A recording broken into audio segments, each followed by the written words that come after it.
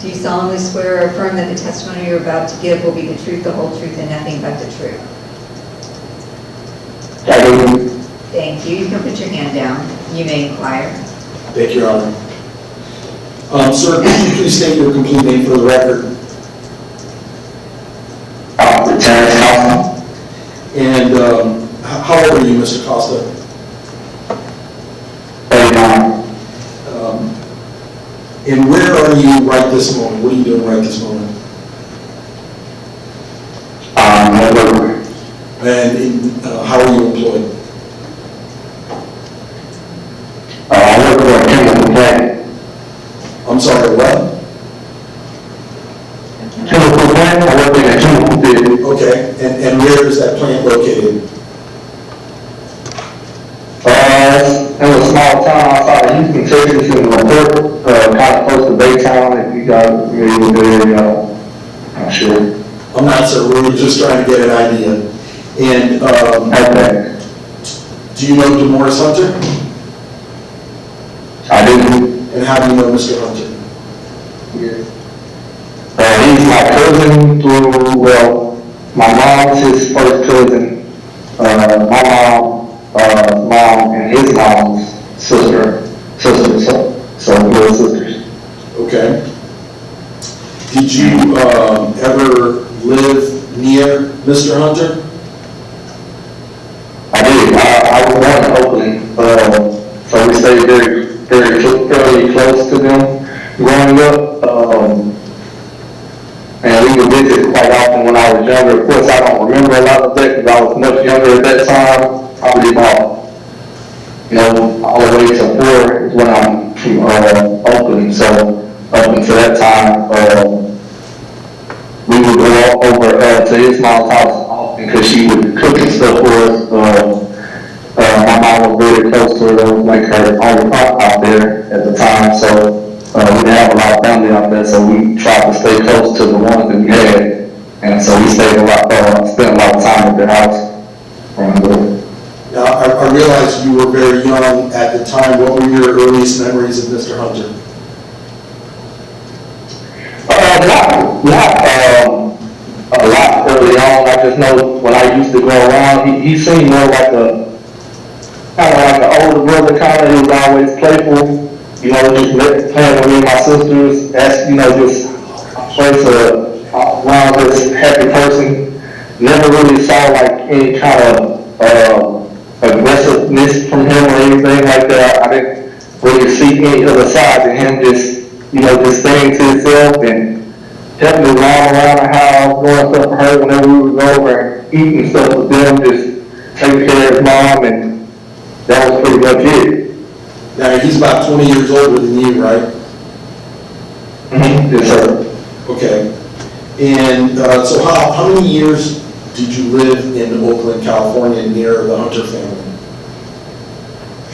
I stayed out there a child before. Then my grandmother came and got me and my little sister when I was around 4 because my mom lost custody of us because some issues her and my dad had at the time, and so we got pretty much adopted by my grandmother, moved to Louisiana, but we would always go back to see my mom and dad whenever we could, seeing that they didn't get to see us very often. So we could see them, and when we did, we would always, go to my Aunt Shirley's house, spend time with them. That was a big thing out there. She would always cook us food and have dinner over her house and stuff like that from time to time. So let me just I know there's a little bit of a time delay, but let me just interrupt you. So Aunt Shirley, that was Demorris' mom? That's correct. Okay. And so how often would you go from where you were in Louisiana out to Oakland? We would go pretty much every year. Whenever like the summertime came and stuff like that, my grandmother had free time. She used to work at a school, so whenever she had free time and she could drive us down there, she would drive us and let us spend time with our mom for a while, like a week or two or whatever the case may be, and then she'll bring us back. So she would drive you from Louisiana to California? Yes. Okay. So when you would go to Oakland during the summers, did you get to spend any time with Mr. Hunter? Not often. Like I said, the only time we really spent time with them is when we went to their home, and you know, like I said, we would go over there a lot of the time just to eat and stuff like that, because you know, my mom and my dad, they didn't really have a lot, so she would spend a lot of time over there because that was kind of like her way of feeding us, kind of, because we didn't really have a lot. We were poor, and she loved us, and she always took care of us whenever we were hungry or anything like that. She'd tell us, come over out, you know, if we didn't have anything, come over there and get something to eat. And that was just her thing that she always did. She made sure that we had, you know, food and stuff like that, so. And did there ever come a time in which you were living in the same home with Mr. Hunter? Yes, so when he moved, whenever he got to Houston, I may have been mid-teens, 15, 16, somewhere around there. He stayed with us, me and my mom. So we spent a lot of time together then. I was pretty much with him every day. Well, let me ask you, so for the time when you say your mom, I just want to be clear, was this your natural mother? In Houston, Texas? Okay. So whatever problems had happened had been resolved by then? With your mom? Yeah, so she pretty much moved to Louisiana during the time my grandmother was raising me and kind of took the reins back whenever she got herself back on track. Yeah, so she had been come around before then. It was just, we moved around a lot. So, yeah. I got you. So, I think you were saying earlier that when you were 14 or 15 years old, something like that, when Mr. Hunter came to live with you? Mm-hmm. Is that a yes? Yes, sir. I'm sorry, I just have to, everybody has the habit of doing that, but for the purposes of the record and the court reporter, you need to answer verbally yes or no, so it doesn't get confusing on the record, okay? Yes, sir. Yes, gotcha. All right, so if you were 15, then Mr. Hunter would have been 35, something along those lines? 20 years older than you? Probably, yeah. I don't really know his age per se, but yeah, he looked like he was around about 30 something, yeah. Okay, yeah, it doesn't have to be exact. And so tell the jury a little bit about what that time, that extra time that you had with him was like. So yeah, I mean, that was a very different time for me because I was struggling a lot during that time as far as this because the whole reason for me moving to Houston was because my older brother got killed whenever we stayed in Louisiana. As you know, when I spoke to you, I didn't really have a farm and stuff like that. So when he came into the picture, it was kind of like me getting like a father figure in the house, kind of, you know, and that was pretty much the role that he played whenever he came to Houston. That's how I kind of like older uncle, I would say. I never really looked at him as my cousin. And I said he just was always that guy, you know, like I can go to if I needed anything. Very family oriented. He spent a lot of time with me, you know. On my schoolwork and stuff like that, make sure I, you know, was doing the right things in school. Just like when my mom couldn't tell me anything or something, he was kind of like that, hey, you need to kind of like that enforcer, like to, hey man, you need to get in line and do what you need to do, because, you know, like he had been through that stuff, so he was more so the person kind of trying to like, you know, still be away from the things that I was doing at the time. So spent a lot of time with him because I had a lot of issues at that time as well, with behavior issues and stuff like that. So he was an advocate for, the consequences that came from that stuff, and he tried to steer me away from those things, but, in addition to that, he just was always a hard guy. Like, anytime I wanted to do something, he would, you want to go do this, and you want to go, like, play basketball, you want to go, like, to Asheville or something like that. He did a lot of stuff with me, and the time when he was here, I know that he had spent a lot of time, like, in the system and stuff like that, but you can tell that the time that he was here, he was trying to create a better life for himself. I know. What was he doing? Was he working? He was working. My papa had an auto shop at the time, and he knew Dee, and he knew his situation, and he knew how hard it was and stuff for him, and again, he knows, he knew just the system in general, how hard it is for anybody when you go through things and you have a record or whatever, how hard it is. So he kind of gave you a chance, and he was a hard worker, and he worked, trying to prove that, that was something he wanted to do, was change his life around. So, again, and just around the house and stuff like that, he was always helpful to my mom, the same way he was with his mom. When I used to go out there and see him, always asking what she needed and making sure he could do anything he could do. He would try to do it. Like, he didn't have much money, but he would want to work and make as much money he can. He would bring it to my mom, like, hey, you need this for groceries, or can I do this, or can I do that? He just plays that person. He didn't have it. He didn't have it. He was going to try to do what he could to get it to you if he had it. Did you ever see him, treat your mom with any disrespect or raise his voice or get angry or anything like that? No? Not at all. Did you, were you aware of him having any kind of vices, like drinking or drugs or anything along those lines? No. Like I said, I was going through a lot at that time, and he saw the path that I was on, and he tried to steer me away from those type of things. So that was not something that he did. I mean, he drank every now and then, but he didn't have a drink problem. Okay. Yeah.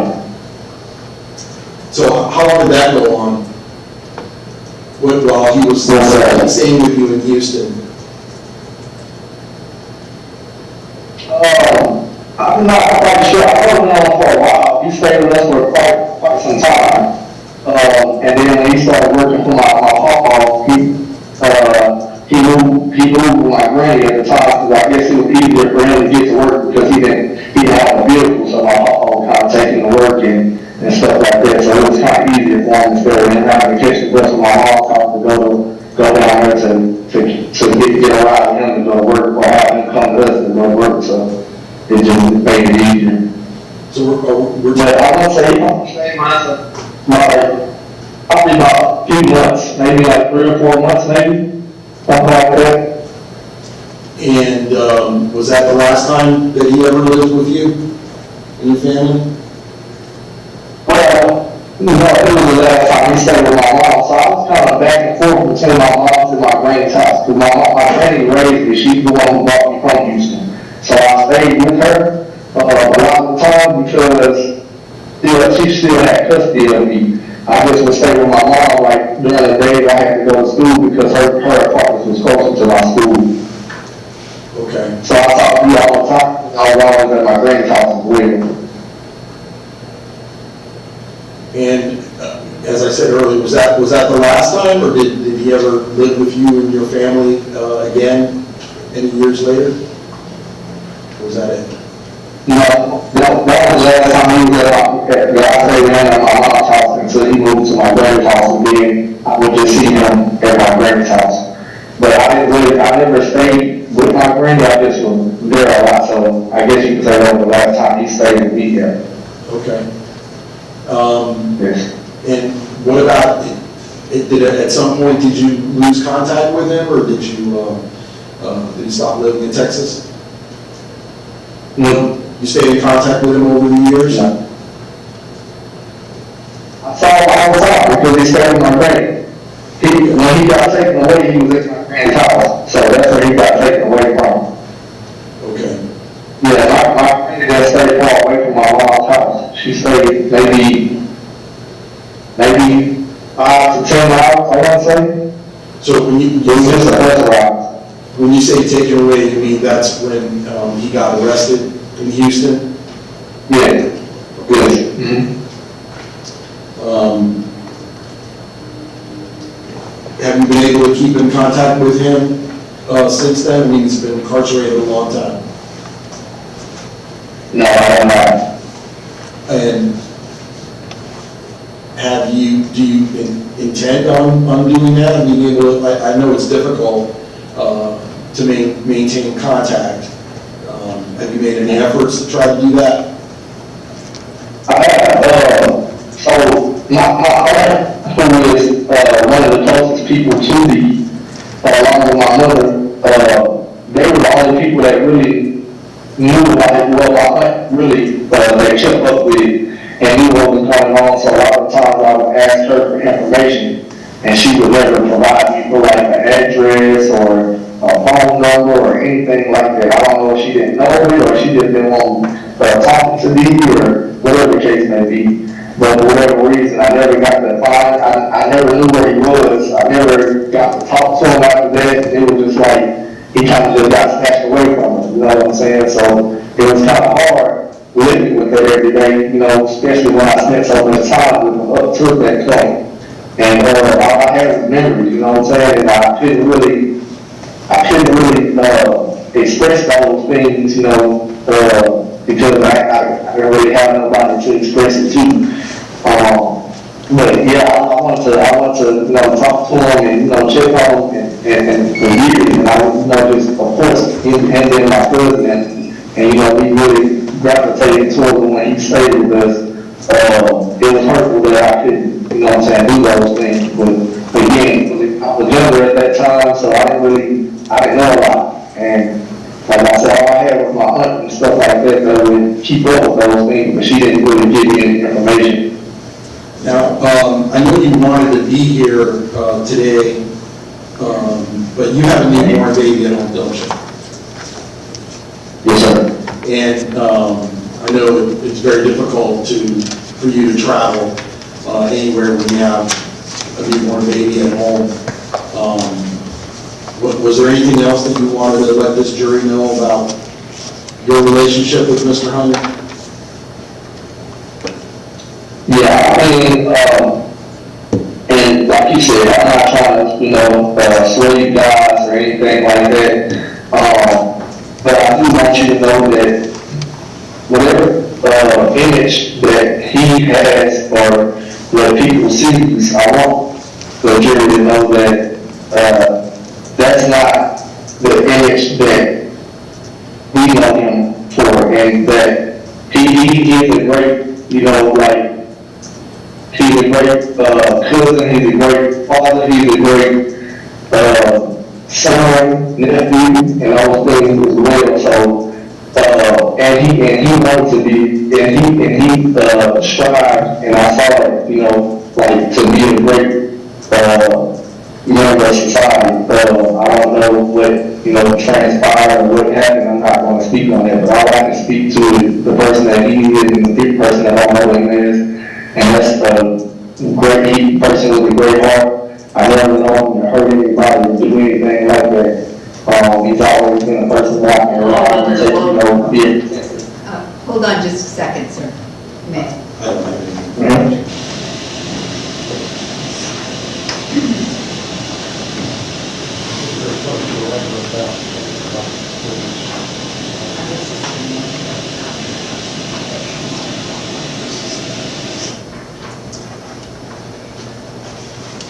Thank you very much, Mr. Costa.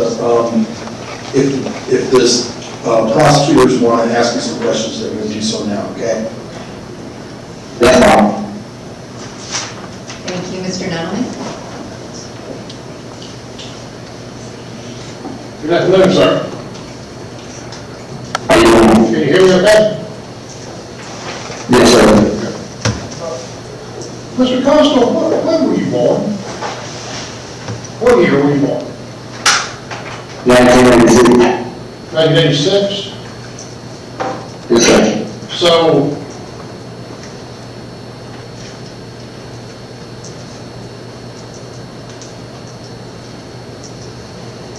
you were, obviously, you weren't born in 1985, obviously. Were you aware that Mr. Hunter shot and killed a man named Cesar Guzman in January of 1985? I have no idea what any of that stuff that he did in his past. Were you aware that he also aimed a firearm at an individual named Jorge Fernandez in January of 1985? No. And were you aware also in 1985, this time in February, that Mr. Hunter shot a man named Alphonse Williams in the face with a sawed-off shotgun? Were you aware of that? No. And were you aware that on February the 14th of 1985, that Mr. Hunter shot Eric Wright 4 times? No. Were you aware that on February 29th of 2002, Mr. Hunter shot and killed Agora Public? No.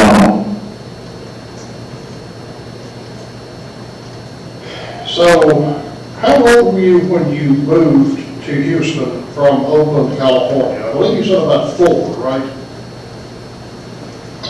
I moved to Louisiana when I was 4 years old, yes, that's correct. Okay. Now,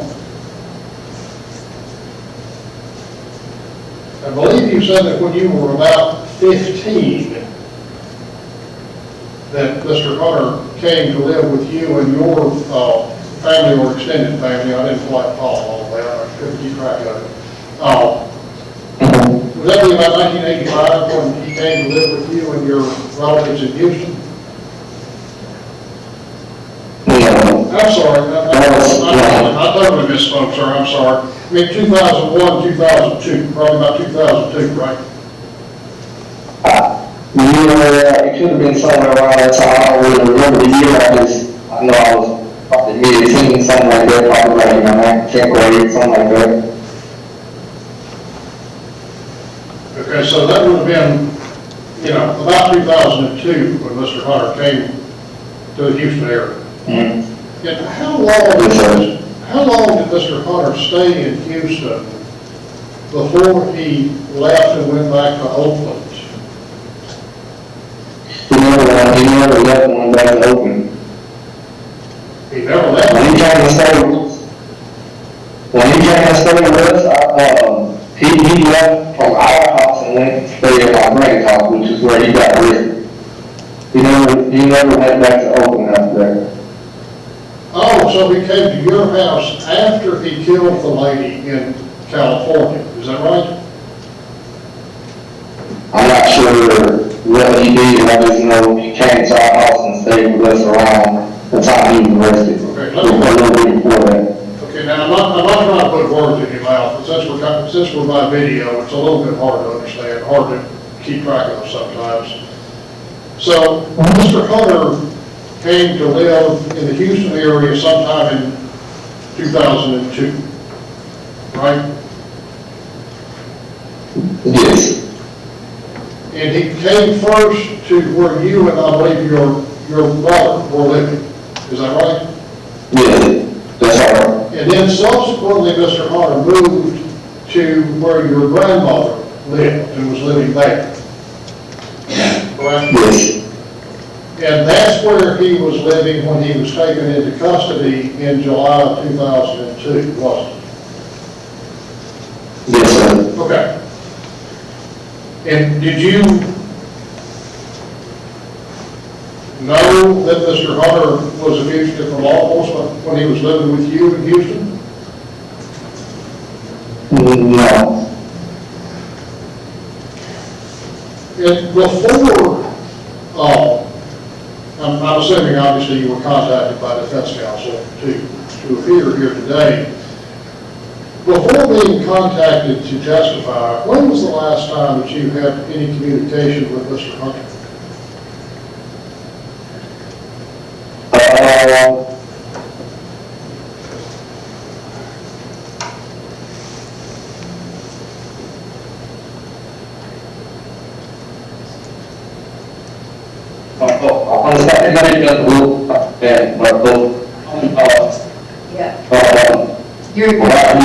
January time. Hang on, we got a technical problem. Hold on just a minute. Yeah, hold on. Okay, now you're back. Let's see if you unfreeze. I'm sorry.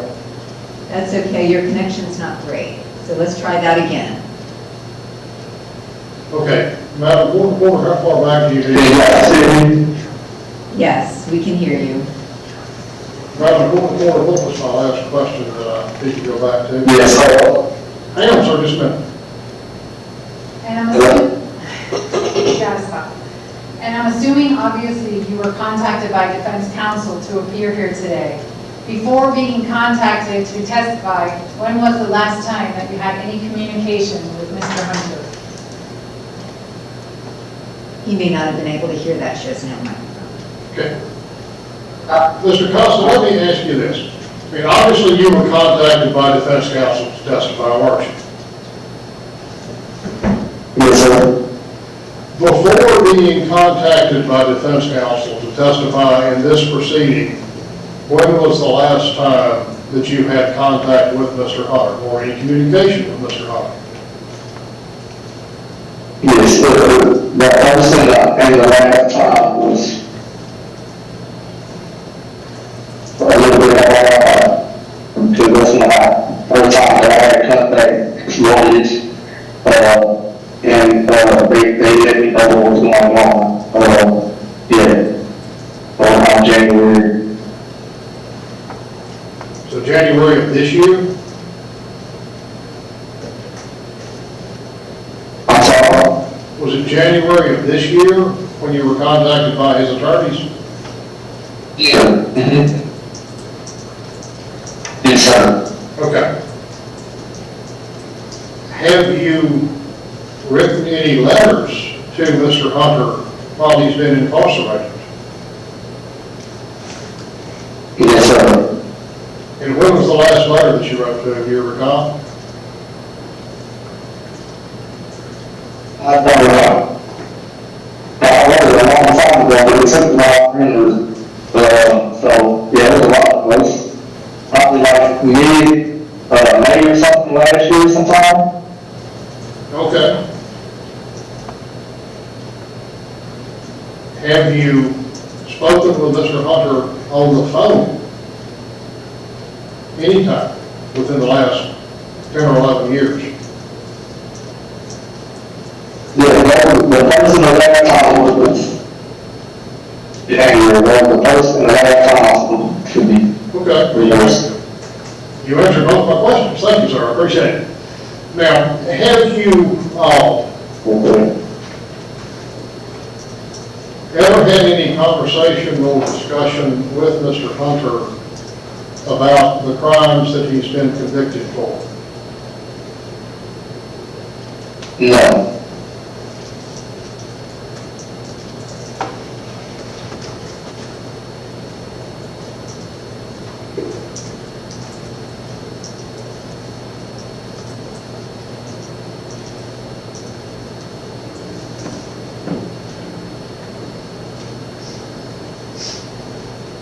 Have you ever visited with Mr. Hunter in jail or in prison?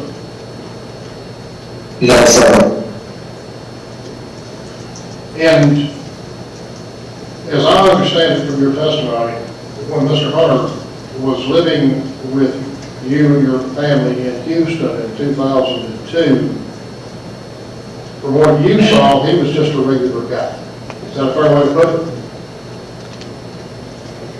Yes, sir.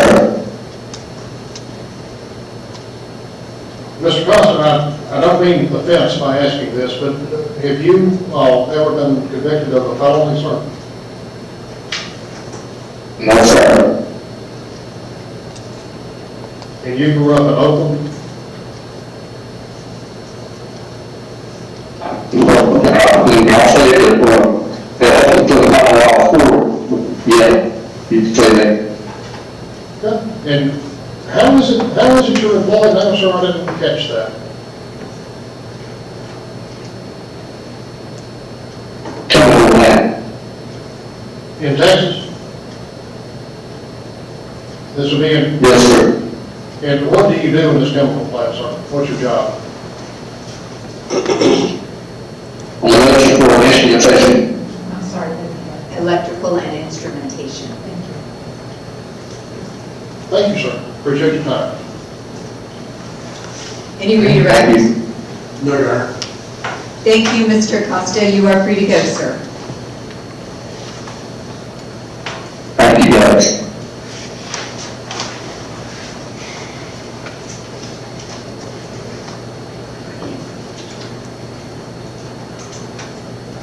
You may call your next witness. I recall Siobhan Long. All right, Ms. Long, if you could, Ms. Siobhan Long, if you could unmute yourself, please, and raise your right hand to be sworn.